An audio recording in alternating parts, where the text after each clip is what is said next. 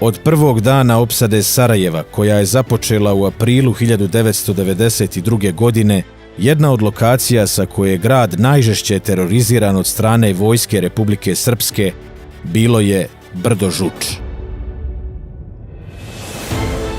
Neprijatelj je sa visine od preko 800 metara imao grad kao na dlanu, posebno njegov novi dio.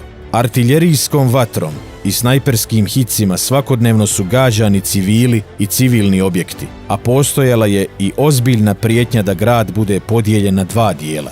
Stoga je oslobađanje ove strateške tačke bilo ključno za odbranu grada.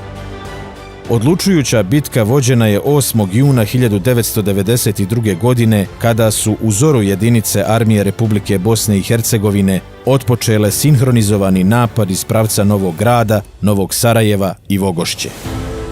Nakon višesatnih borbi oslobođen je najviši vrh Orlić, čime su stvoreni preduvjeti za dalje napredovanje ka zauzimanju šireg rejona Žuči. Do kraja godine hrabri i neustrašivi borci Armije Republike Bosne i Hercegovine oslobađaju Kotu 850, Vis te Golo Brdo.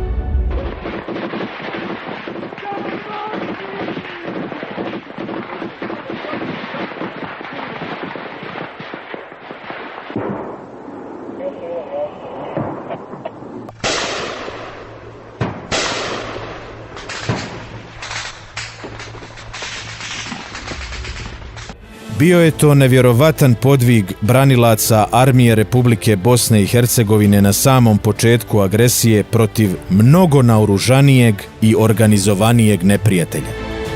Branioci Sarajeva su tog 8. juna 1992. godine u žestokom okršaju na brdu Žuč zaplijenili značajne količine naoružanja i municije te druge vojne opreme. Pobjedom na Žuči potvrđeni su rezultati Pofaličke bitke te osigurana i učvršćena komunikacija sa jedinicama iz Vogošće. Bitka na Žuči bila je jedna od ključnih za odbranu Sarajeva, ne samo zato što je neprijatelj udaljen sa strateških pozicija oko grada, već i što je pokazala agresoru da se tek formirana Armija Republike Bosne i Hercegovine neće samo braniti, nego će i smjelo oslobađati okupiranu zemlju.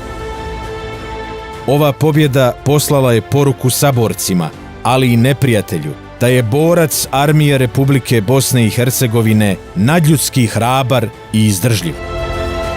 Da nije Žuč osvojena, da nije odbranjena, ne bi bilo odbranjeno ni Sarajevo. Da nije odbranjeno Sarajevo, ne bi bila odbranjena ni Bosna i Hercegovina. Neka vam je zauvijek hvala, hrabri branioci Sarajeva.